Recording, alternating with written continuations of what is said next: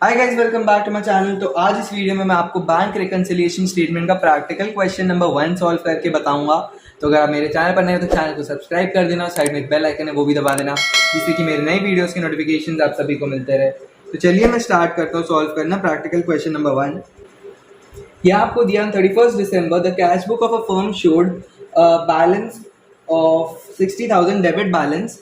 सो balance as per pass cash book हम लोग start करेंगे। Balance as per cash book, debit balance और ये है 60,000। एंड अब ऐड एंड लेस देख लेते हैं क्या होगा क्या नहीं होगा। Second point, checks had been issued for 15 lakh, out of which checks worth 4 lakh only were presented for payment.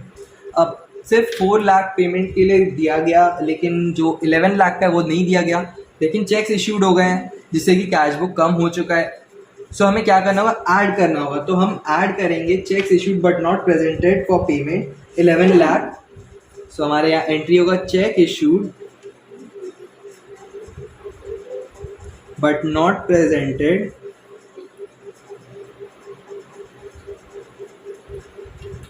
और इसका जो अमाउंट है वो कैसे आ रहा है वो भी मैं आपको बता देता हूँ।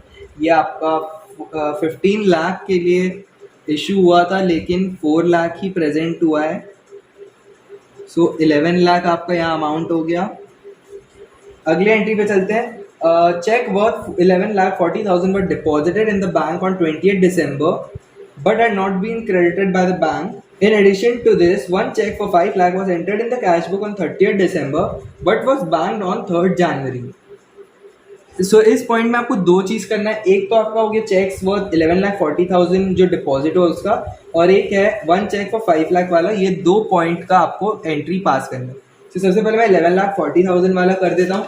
इसमें आपको बोला है कि cheque were deposited in the bank but had not been credited by the bank. So हमने कैश बुक को तो बढ़ा दिया है, लेकिन बैंक बढ़ा नहीं है। सो हमें क्या करना होगा, कैश बुक को लेस करना होगा। सो लेस में हम लिख देंगे checks deposited but not yet clear. Checks deposited but not yet clear, और इसका अमाउंट है 11,40,000। इसके बाद आपका जो नीचे 5 lakh was entered in the cash book on 30th December but was banked on 3rd January। सो 5 लाख से कैश बुक बढ़ गया है, लेकिन ये जो बैंक में डिपॉजिट किया गया वो है हमारा 31 दिसंबर के बाद। सो 31 दिसंबर को आपका कैश बुक 5 लाख से बढ़ा हुआ है, लेकिन पासबुक वहीं का वहीं है। सो हमें लेस करना होगा 5 लाख होगी। तो हम यहाँ पे 5 लाख को लेस करेंगे, लिखेंगे चेक रिसीव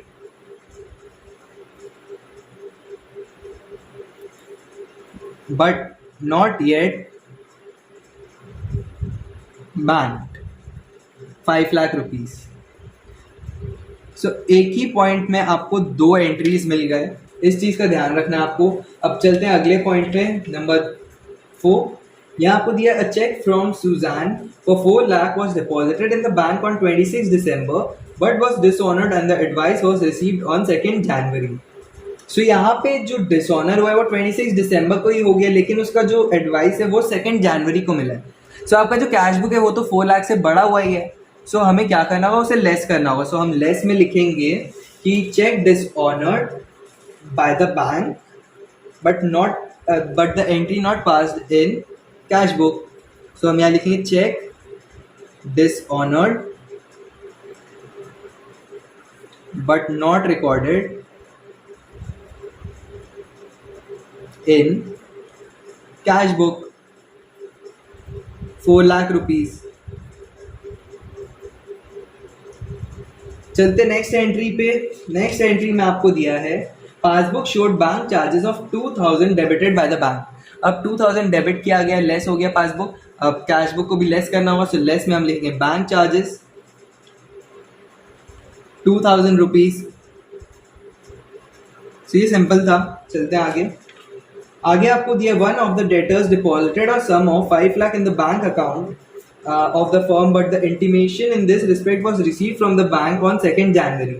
इसका मतलब 31 दिसंबर तक में आपका पासबुक बढ़ा हुआ है। सो हमें कैश बुक भी बढ़ाना होगा। तो ऐड वाले सेक्शन में हम लिखेंगे checks deposited by a customer not recorded in cash book. Check deposited by customer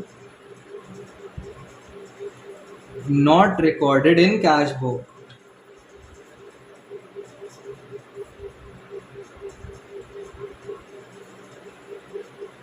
और इसका अमाउंट है 5 लाख रुपीस। चलते लास्ट पॉइंट में। लास्ट पॉइंट आपको दिए, bank passbook showed a credit balance of 3,82,000 on 31 दिसंबर। तो बैंक पासबुक का हमें बैलेंस दिया हुआ है, तो बैंक पासबुक का बैलेंस लिख देते हैं बस। आपका बैंक पासबुक का बैलेंस दिया है, बैंक बैलेंस